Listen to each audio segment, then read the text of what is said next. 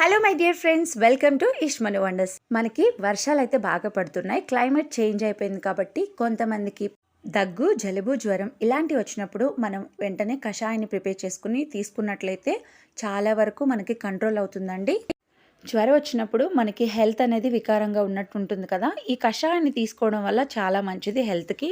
ఈ కషాయాన్ని ఒక్కొక్కరు ఒక్కొక్క డిఫరెంట్ వేలో చేస్తారు. సో ఈరోజు మనం ఏ విధంగా చేసుకోవాలి పర్ఫెక్ట్గా అనేది చూపించబోతున్నాను. మ్యాక్సిమం తెలిసే ఉంటుంది. ఎవరైతే తెలియని వాళ్ళు ఉంటారో వాళ్ళ కోసం ఈ వీడియో చేస్తున్నా అండి. నా ఛానల్ ఎవరైనా ఫస్ట్ టైం విజిట్ చేస్తున్నట్లయితే ప్లీజ్ లైక్ చేయండి, సబ్స్క్రైబ్ చేయడం మాత్రం మర్చిపోవద్దు. ఇక్కడ చూపిస్తున్న విధంగా మన ఇంట్లో ఉన్న ఇంగ్రీడియంట్స్ని యూస్ చేసి మనం కషాయాన్ని ప్రిపేర్ చేసుకోవచ్చు అండి.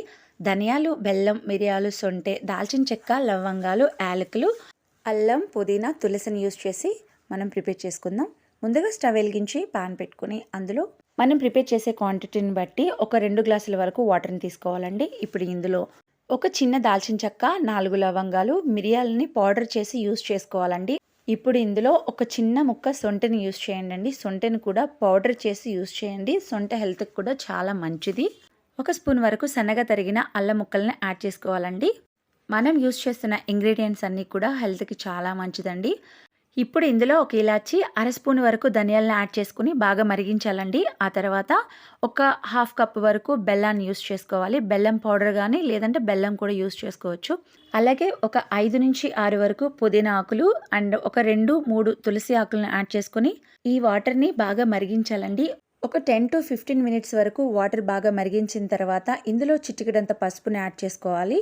పసుపు యాంటీబయాటిక్గా పనిచేస్తుంది కాబట్టి హెల్త్కి కూడా చాలా మంచిది. ఈ కషాయాన్ని తీసుకోవడానికి కొంతమంది ఇష్టపడకపోవచ్చు, బట్ ఖచ్చితంగా కంపల్సరీ తీసుకోవాలండి. అది హెల్త్కి కూడా చాలా మంచిది.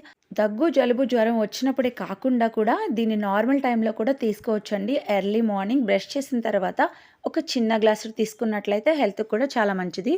బాగా మరిగిన కషాయాన్ని స్ట్రెయిన్ చేసుకుని సర్వింగ్ బౌల్లోకి సర్వ్ చేసుకుందాం.